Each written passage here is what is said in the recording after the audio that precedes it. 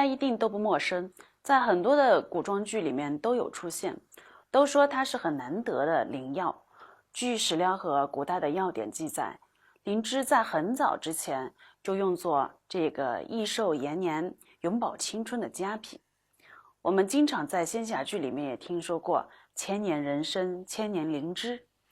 人参在我们前面的话已经介绍过，据史书记载，野山人参的话，它的寿命可以达到4000年左右。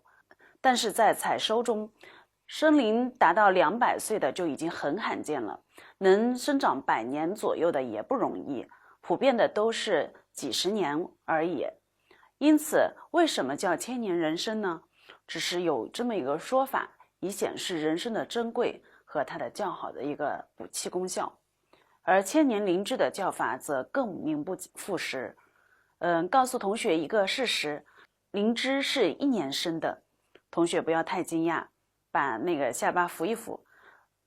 栽培的灵芝的话，整个生长周期从它的发菌到这个出枝到采收的这个阶段就只有短短的3个月。野生这个赤灵芝的话，它的实体的生长周期的话，相对来说要长一些，大概在9到10个月左右。有一种瓶盖灵芝的生长周期则更长，原始的森林里，常有几十年、上百年的灵芝出现。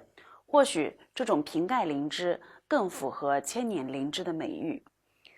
在20世纪50年代后，灵芝的话，它栽培成功了，灵芝被大量的产业化、规模化生产，所以的话，它的价格也是一路的走低。但是呢，野生的灵芝的价格还是非常的坚挺的。现在市面上用灵芝孢子粉来代替灵芝来用的比较多，因此这里我教大家一下怎么区分野生的灵芝和栽培灵芝，还有与一个灵芝的伪品瓶盖灵芝进行区分。这种灵芝在日常生活中碰到的更多，很多时候的话还以为自己采到真的灵芝了。灵芝呢，它有2个品种来源，分别是多孔菌科的真菌赤芝和紫芝的干燥的子实体。赤芝的话，它外形就像一把那个柄被打歪的伞，上面大大的菌盖呈肾形、半圆形，也有的是近圆形的。它的皮壳的话，相对来说是比较坚硬的，是呈木质化，黄褐色到红褐色，比较有光泽，具有环状的鳞纹，还有这种辐射状的皱纹，边缘比较薄，而且的话是比较平结的，常常的话有一点点内卷。菌肉切开了以后发现它的颜色相对来说要淡一些，呈白色或者说是这种淡棕色。而菌柄的话一般的话是呈圆柱形大家看这个图侧身红褐色到紫褐色，也是比较光亮光泽度比较强。上面的话有时候会有孢子相对来说是比较细小，呈黄褐色，气是带点香味，味道是苦涩。紫芝和赤芝的这个区别在于颜色，它的皮壳呈这个紫黑色，有7样的这个光泽，切开这个菌肉这个菌肉的颜色呈锈褐色。那栽培品和野生品有什么区别呢？灵芝在我们浙江龙泉的栽培量是非常大的。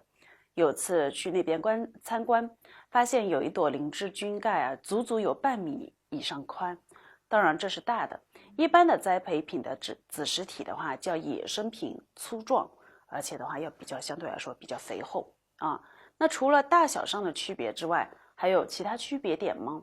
它们还有在外形上也是有区别的。人工栽培的这个灵芝在人工的环境里面是同一时期播种的，种植的它的这个一般的大小都是整齐度相对来说是比较一致的，形状也比较规整。而野生灵芝它有不同的这个生长环境，形状规则有各个不同，所以的话这个山上采的灵芝一般大小都是不一样的，不像我们人工种的那样子一批一批的非常的规整，大小会差不多的。而且我们还可以看它的外表面特征。野生灵芝啊，经常是生长在深山老林、日晒雨淋，色泽的话相对来说是比较自然，有这种斑驳的岁月痕迹，会有这个害虫的侵害。所以的话，有时候啊，它的这个子实体下方会有留下来不规则的虫眼。而我们人工灵芝的话，生长在哪里啊？在室温里面培育的，表面很光亮，因为撒农药，所以的话几乎不会有虫蛀的。有同学会说，哎，不对呀，老师，我看过有栽培的灵芝盖、菌盖，它表面也是脏脏的，并没有很光亮的感觉。是的，确实是这样子。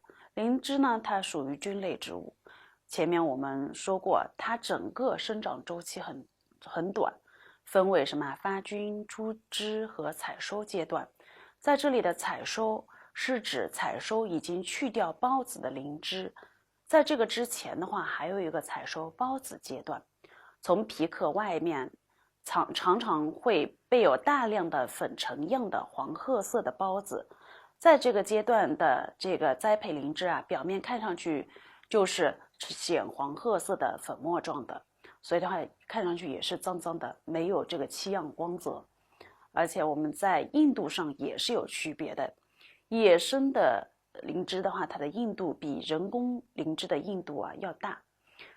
另外野生灵芝啊，你尝上去的味道也是不一样的，它的味道是苦的，而且是很苦啊，这个比我们栽培的灵芝味道要苦一些。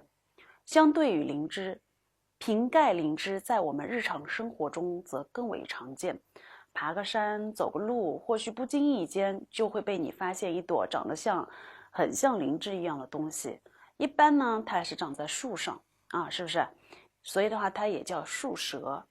它和灵芝最大的区别就是没有菌柄，可以根据这一点进行区分。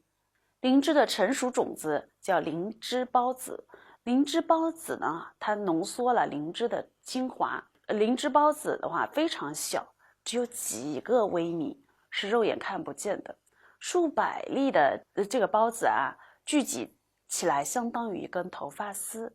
灵芝的孢子的话，它的功效是灵芝子实体的数倍。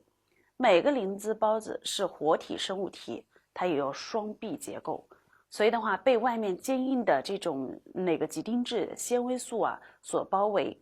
如果直接吃进人体的话，人体是很难充分吸收的。